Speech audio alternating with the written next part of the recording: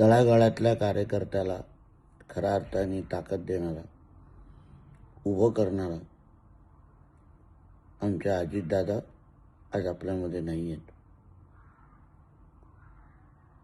कार्यकर्त्याला खऱ्या अर्थाने घडवायचं कसं, ताकद कशी द्यायची, त्याच्या मागे कसं उभं राहायचं, हे अजितदादांनी महाराष्ट्राच्या राजकारणामध्ये दाखवलं आणि शिकवलंय. मंत्रिमंडळामध्ये त्यांच्याबरोबर काम करत असताना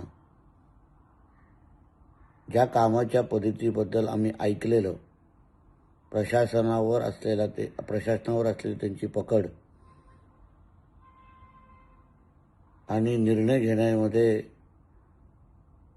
धाडसी निर्णय घेण्यामध्ये त्यांची असलेली तयारी, या सगळ्या गोष्टी जवळून पाहण्याची संधी मला मिळाली. महाराष्ट्राच्या राजकारणामध्ये एक फार मोठी पोकळी आज निर्माण झालेली आहे. मी अजितदादांना भावपूर्ण श्रद्धांजली अर्पण करतो.